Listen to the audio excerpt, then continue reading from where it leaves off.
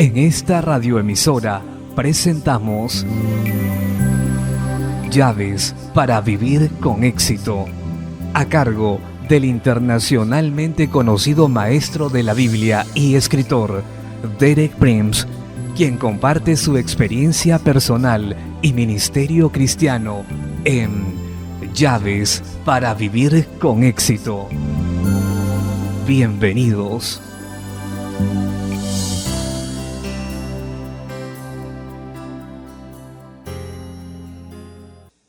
Llaves para vivir con éxito presentan La vid y el pámpano, parte 3.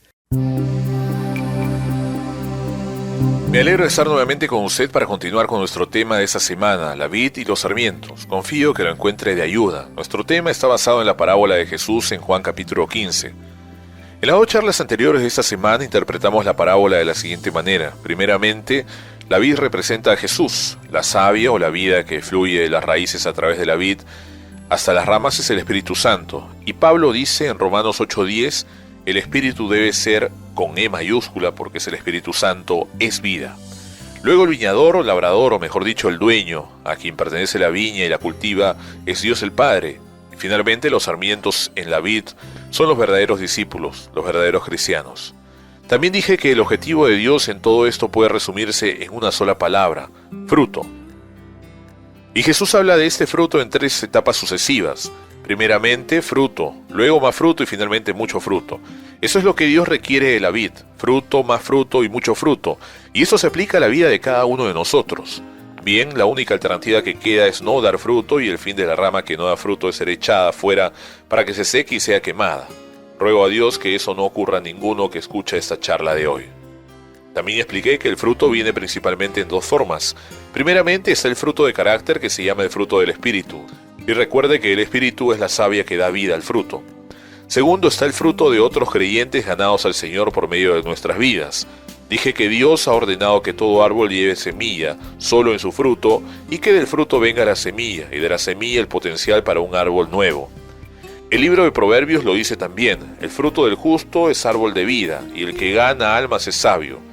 Así que ganamos almas por la semilla que sale del fruto de nuestras vidas. Las almas son los otros creyentes que vienen al Señor.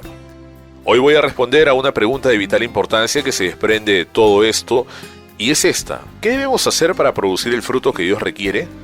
Bueno, en ese pasaje de Juan 15 que estamos viendo, Jesús nos pide una gran condición básica para dar fruto, que es permanecer en Él. En Juan 15:5 dice lo siguiente: Yo soy la vid, vosotros los sarmientos. El que permanece en mí y yo en él, ese da mucho fruto, porque separados de mí, nada podéis hacer. Hay solo 2 posibilidades aquí en esa relación. Una es permanecer en Jesús y la otra es separarse de Él, ser cortado de Él, perder todo contacto directo y personal con Él.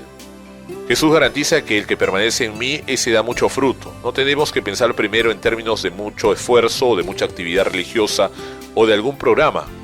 En lo que tenemos que concentrarnos primero y sobre todo es en nuestra relación personal con Jesús. Si permanecemos en Él, Él nos da esta garantía, llevaremos mucho fruto. El fruto no viene si nos preocupamos o si hacemos mucho esfuerzo. No viene con mucha actividad religiosa, viene permaneciendo en Jesús. Ya lo dije que quiero enfatizarlo bien. Esto habla primordialmente de una relación, no de una doctrina o teología. No digo que la doctrina o la teología carezcan de importancia, pero si no llegan a esa relación, si no producen el fruto, entonces son en vano.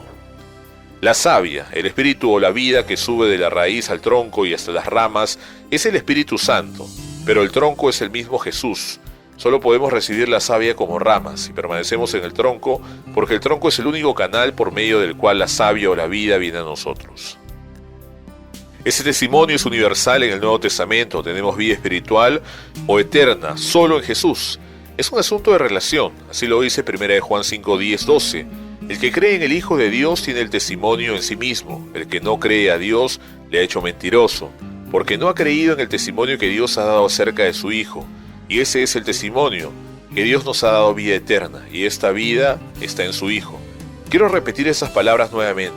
Dios nos ha dado vida eterna, y esta vida está en su Hijo. El que tiene al Hijo tiene la vida. El que no tiene al Hijo de Dios no tiene la vida. Una vez más, en este pasaje, como en muchos otros, somos confrontados con únicamente dos alternativas. Una es buena y la otra es mala. La primera es creer y tener el testimonio o no creer. Y eso significa hacer a Dios un mentiroso. Ese pensamiento es terrible. No creer equivale a hacer a Dios un mentiroso. Quizás usted tenga la actitud de muchos que dicen, yo no creo, pero no soy una mala persona, soy tan bueno como aquellos que dicen que creen. Puede ser que usted se esté comprando a sí mismo con lo que no deba. Pero permítame sugerirle que es una responsabilidad terrible hacer aparecer a Dios Todopoderoso como mentiroso. Pero si no cree, eso es lo que hace. Por otro lado, si usted cree, tiene el testimonio. De manera que si usted no tiene el testimonio, usted no cree. Y si no cree, está haciendo a Dios que parezca un mentiroso. La segunda alternativa es esta, tener al Hijo de Dios, Jesucristo.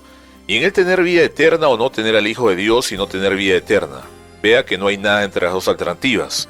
Todas las personas caen en una de estas dos categorías. ¿En cuál está usted? Vemos pues que el gran requisito para llevar fruto es permanecer en Jesús. Eso nos lleva naturalmente a otra pregunta muy práctica. ¿Cómo permanecemos en Jesús?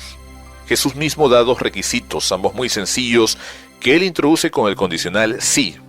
El primer requisito es afirmarse en las palabras de Jesús. En Juan 15:7 dice esto: si permanecéis en mí y mis palabras permanecen en vosotros, pedid lo que queráis y os será hecho. Esa es la condición. Si permanecéis en mí y mis palabras permanecen en vosotros, ese es el secreto, que sus palabras permanezcan en nosotros.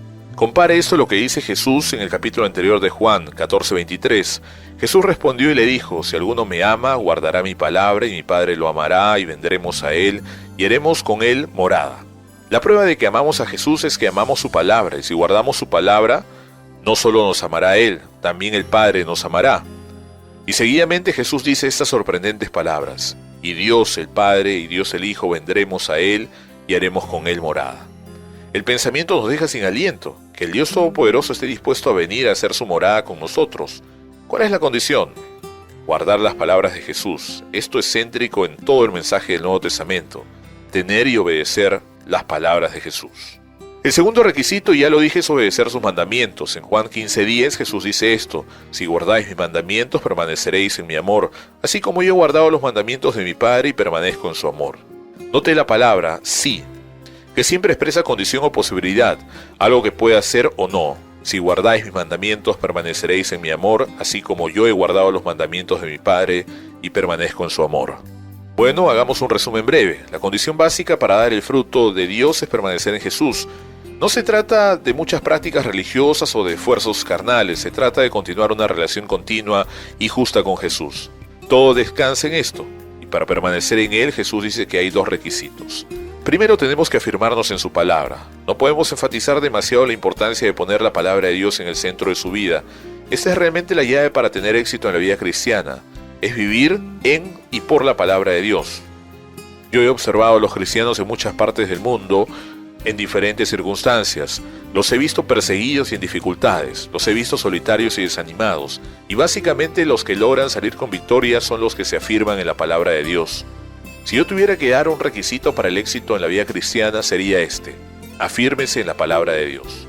Luego, el segundo requisito es por supuesto consecuencia lógica del primero. Tenemos que obedecer sus mandamientos. No es suficiente conocer la Biblia. Es importante, pero no es suficiente. Primero la conoce, pero después la obedece. Es algo hermoso y sencillo. Quizás usted haya estado luchando y haciendo muchos esfuerzos para ser un buen cristiano.